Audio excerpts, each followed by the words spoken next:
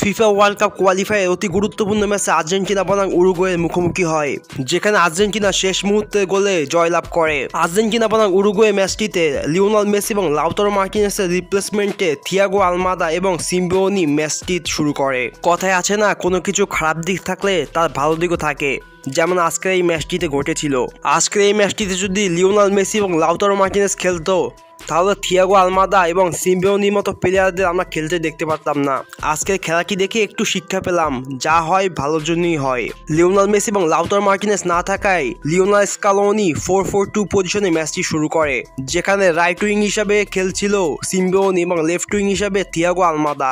Argentina শুরু থেকেই 4-4-2 পজিশনে মানে ডিফেন্সিভ ফরমেশনে ম্যাচটি শুরু করে। ম্যাচটি শুরু হওয়ার প্রথম থেকে উরুগুয়ে এবং আর্জেন্টিনা একের পর এক অ্যাটাক শুরু করে। শুরু থেকে উরুগুয়ে স্ট্রাইকার আর্জেন্টিনার ডিফেন্সকে পরীক্ষা নিতে শুরু করে, যেখানে ভালোভাবেই উত্তীর্ণ হয় ওটামেন্ডি এবং রোমেরো। ওটামেন্ডি এবং ক্রিস্টিয়ান রোমেরোর বদৌলতে আর্জেন্টিনার গোলকিপার এমিলিয়ানো মার্টিনেজকে বেশি পরীক্ষা দিতে হয়নি। আর্জেন্টিনার ডিফেন্সিভ পজিশনে ম্যাচটি শুরু করলেও আর্জেন্টিনা খুব ভালোভাবে অ্যাটাকিং শুরু করে।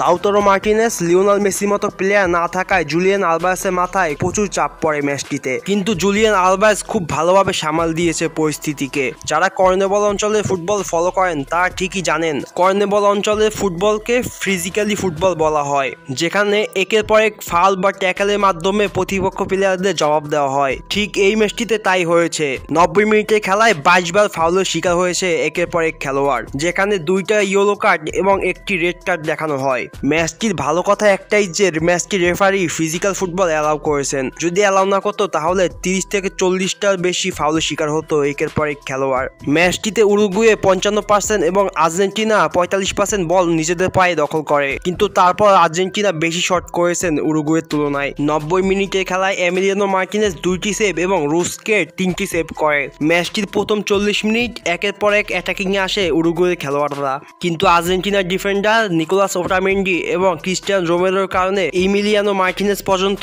বল পৌঁছায়নি। ম্যাচটিতে লিওনেল মেসির অভাব হারে হারে বোঝা গেছে। ম্যাচটিতে আর্জেন্টিনার খেলোয়াড় এবং উরুগুয়ের খেলোয়াড় একের পর এক অ্যাটাকিং শুরু করে, কিন্তু কারোই গোলের দেখা পায়নি। অবশেষে যখন কোনো খেলোয়াড়ই গোলের দেখা পেল না, তখন থিয়াগো আলমাদার ম্যাজিক। ম্যাচটি 66 মিনিটে জুলিয়ান আলভারেজ ডিবক্সে বাহির থেকে 2জন খেলোয়াড়কে কাটায়। এরপর তার সাইডে প্লেয়ার না থাকায় বল পাস করে থিয়াগো আলমাদার কাছে। থিয়াগো আলমাদার ডিবক্সের বাহির থেকে হালকা একটু ফাইনাল শটের মাধ্যমে বলটি জালে জড়ায়। প্রতিপক্ষ উরুগুয়ের মাঠে গিয়ে অসাধারণ গোলের মাধ্যমে জয় পায় আর্জেন্টিনা। রোমাতে খেলা লিয়ান্দ্রো পারাদেস ম্যাচটিতে সুযোগ পায়। 80তম মিনিটে আলেক্সিস ম্যাকঅ্যালিস্টারের সাবস্টিটিউশনে গঞ্জালেস মাঠে নামে। প্রতিপক্ষের প্লেয়ারকে খুব বাজেভাবে ফাউল করায় 95 মিনিটে লাল কার্ড খেয়ে মাঠ ছাড়তে হয় গঞ্জালেসকে।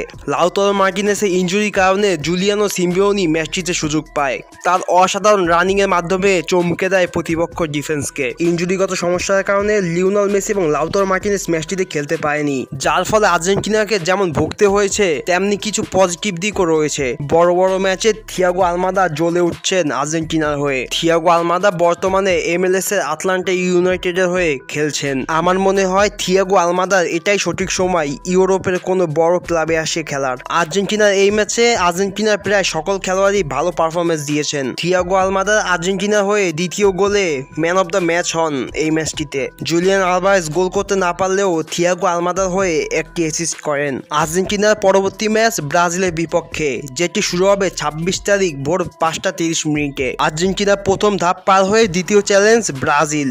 FIFA world cup qualifier point table অনুযায়ী আর্জেন্টিনা 13 ম্যাচে 28 পয়েন্ট এবং দ্বিতীয়তে থাকা ব্রাজিল 13 ম্যাচ খেলে 21 পয়েন্ট নিয়ে তালিকা দ্বিতীয় স্থানে অবস্থান করছে। ভিডিওটি ভালো লাগলে ভিডিওতে একটা লাইক করে চ্যানেলটা সাবস্ক্রাইব করে দিবেন।